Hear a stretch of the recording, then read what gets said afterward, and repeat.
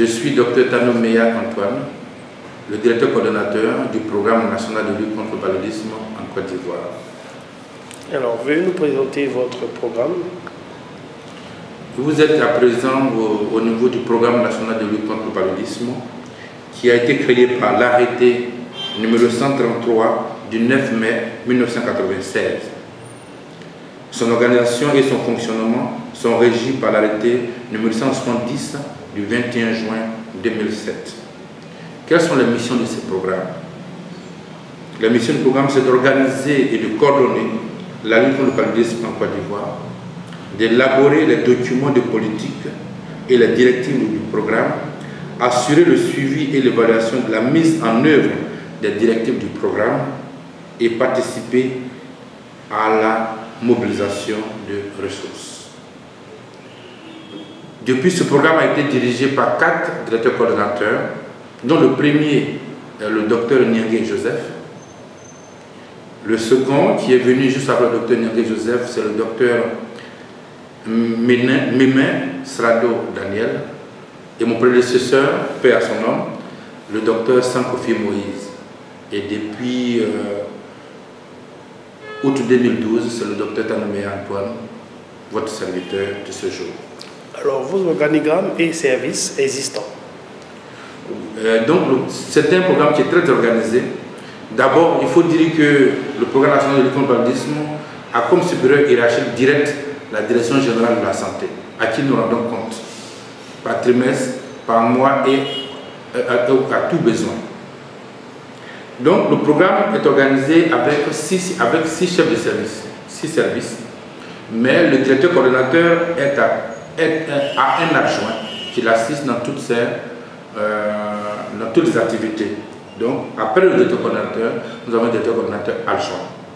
Et donc, qui coordonne aussi les activités aussi des différents chefs de service. Donc, les services que nous avons le service de prise en charge, composé d'un service de gestion des achats et des stocks. Après le service de prise en charge, nous avons le service de prévention avec entomologie, dans le service de prévention. Et après le service de prévention, nous avons un service de communication qui nous permet de vous parler aussi aujourd'hui. Et nous avons le service de recherche, parce que le paludisme a besoin de données factuelles, donc nous avons un service de recherche. Et nous avons le service administratif et financier. Et dans ce service administratif et financier, nous avons une sous-direction des finances qui gère les ressources dédiées par le Fonds mondial. Le Fonds mondial a bien voulu nous aider dans le cadre de la gestion de ces activités, nous assister par une équipe de comptables qui aide aussi l'équipe de comptables de fonctionnaires de Côte d'Ivoire pour gérer le financement du Fonds mondial. Après ça, nous avons le service de suivi et évaluation. Le service de suivi et évaluation pour tout ce qui est activité de suivi et d'évaluation. En dehors de ces, nous avons aussi un service typiquement avec les conseillers techniques. Les conseillers techniques qui, grâce au Fonds mondial et PMI, nous assistent dans la prise de décision. Mais le programme n'est pas seul. En dehors de ce que nous voyons comme service, nous avons un groupe scientifique d'appui. Le groupe scientifique d'appui qui est composé des experts. Des experts en entomologie, des experts en pédiatrie, des experts en parasito, des experts en gynéco et en pédiatrie, et des experts en biologie. Ce sont ces experts-là qui assistent le programme dans ses prises de décision. Donc, ils appuient le programme dans l'élaboration de tous ces documents normatifs. Donc voilà, on va vous présenter le programme national de lutte contre le paludisme. Moyens roulants. Les moyens roulants, nous avons aujourd'hui, avant de parler de moyens roulants, je voulais juste vous dire qu'on parle de journée mondiale. C'est vrai que nous faisons la journée mondiale, mais nous ne faisons pas la journée mondiale dans une seule région. Aujourd'hui, depuis, nous sommes à la 12e journée mondiale, nous sommes passés dans 12 régions. Donc la dernière région c'est la région de Zing, dans laquelle nous étions hier ensemble pour faire la journée mondiale. Le matériel roulant, nous avons 17 véhicules. Je peux dire qu'il y a 2 qui sont non fonctionnels actuellement. 2 qui sont non fonctionnels. Et en dehors de ça, nous avons dans les 17 véhicules de nos fonctionnaires, nous avons un véhicule aussi que nous avons donné à la direction de l'information pour l'appui qu'ils nous apportent dans le cadre de la lutte contre le paludisme. Alors, la population voudrait savoir, Maximum, pourquoi avoir choisi un programme national de lutte contre le paludisme en Côte d'Ivoire et pas un autre comme observateur de lutte contre le paludisme. Pouvez-vous nous répondre à cette question? Le paludisme en Côte d'Ivoire, c'est un problème majeur de santé publique. Le problème majeur de santé publique de par sa gravité. Et grâce à sa gravité, donc l'État de Côte d'Ivoire en a fait de cela une priorité. Si on veut faire de cela une priorité, l'État a décidé, en dehors que ce soit une priorité définie dans le PNDS, dans le PNDS, le plan de développement sanitaire, et non l'État de Côte d'Ivoire a décidé que pour qu'il puisse avoir un œil de façon directe sur le paludisme et abréger la souffrance des populations, il faut vraiment constituer de cela un programme. Et donc c'est pour faire de cela notre riposte, là, c'est la riposte du gouvernement qui nous a permis de créer ce programme. Et avec ce programme aujourd'hui, ça a permis au gouvernement d'être plus proche des populations et d'avoir un plan stratégique qui leur permet de suivre et de lutter contre le paludisme de façon efficace. Alors, combien d'agents avez-vous pour vous aider à ces tâches? Ceux qui travaillent au niveau du programme, ils sont au nombre de 57. 57, j'ai bien parlé tout à l'heure de 2 conseillers techniques. Et nous avons, c'est composé de médecins, de pharmaciens, d'infirmiers, de sages-femmes, de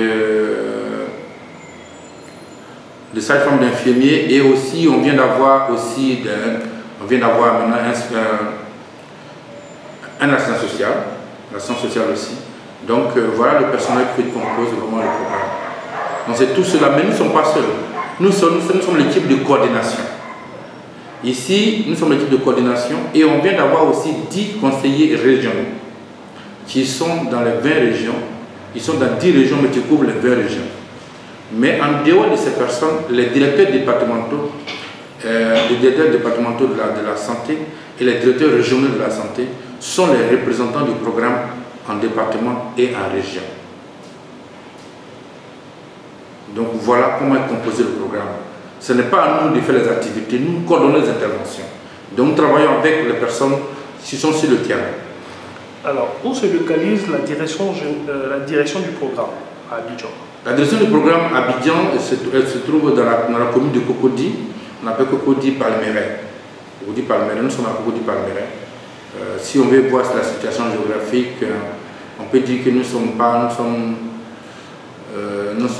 loin, nous ne sommes pas loin du grand marché, du marché de Cocody, du marché de la Riviera Palmeraie. Alors, hier c'était la 12e journée mondiale de la lutte contre le paludisme. Vous avez fait une intervention.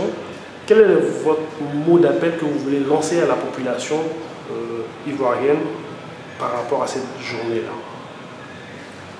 La journée mondiale de cette année, dont le thème c'est Zéro paludisme, je m'engage.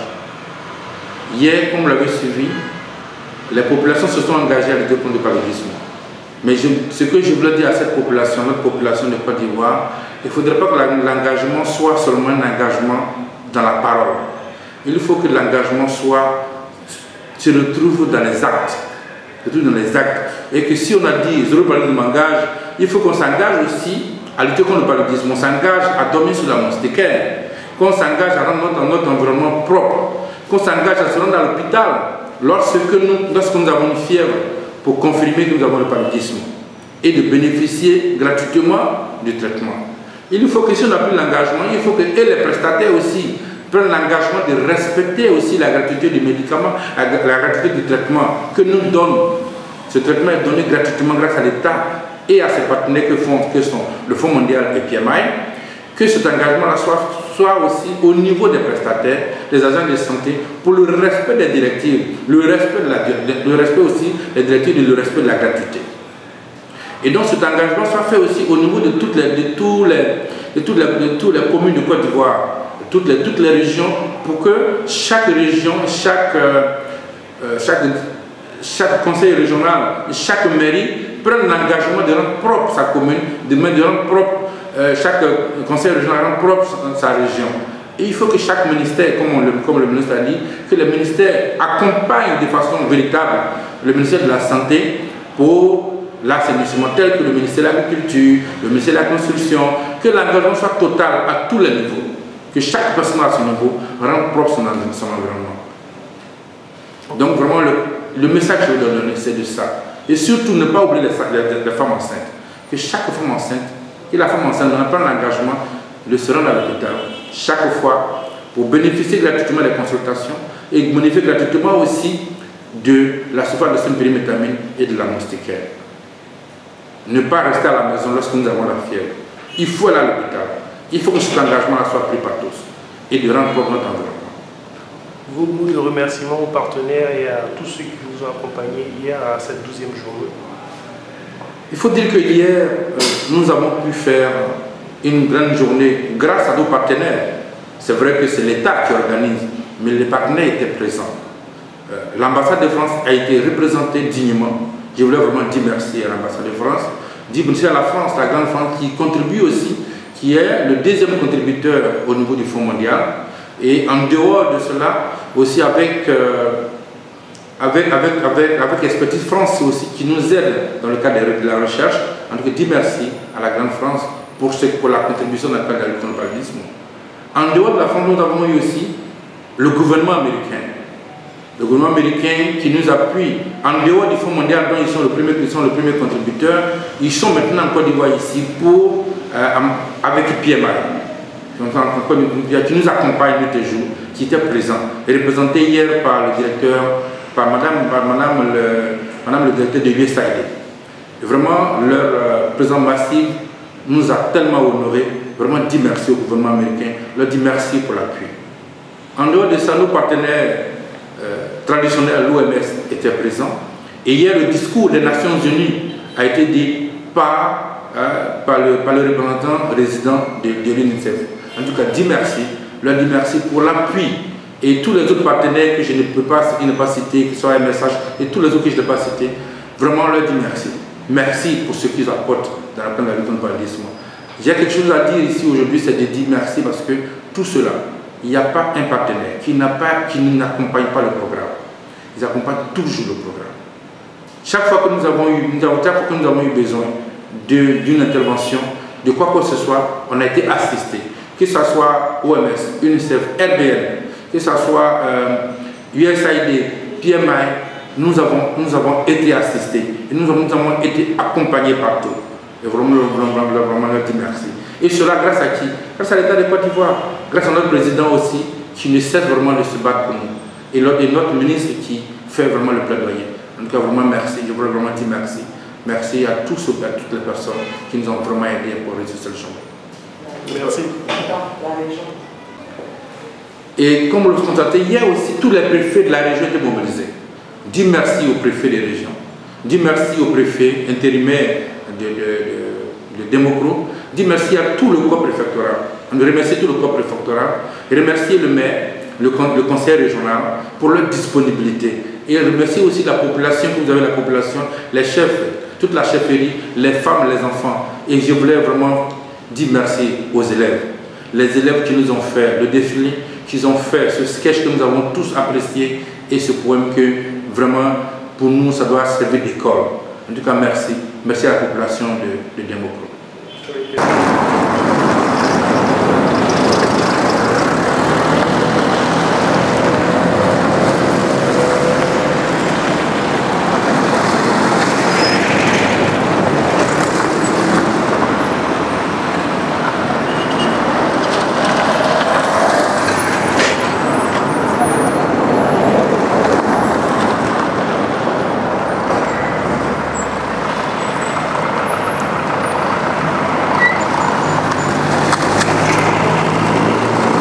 Prise en charge, comme certains celui qui est composé, la prise en charge, on dit, c'est le service qui fait ce qu'on appelle qui s'occupe de tout ce qui est prise en charge du paludisme.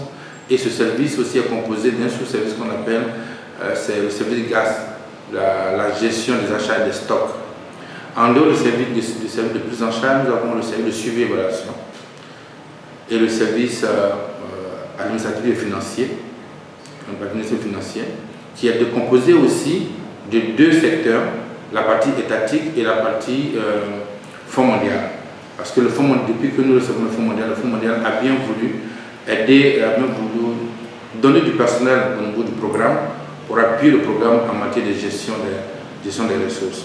Donc nous avons ici, en ce moment précis, un comptable senior qui est responsable de la gestion des finances au niveau du Fonds mondial. Mais toutes ces finances sont coordonnées par le service administratif et financier.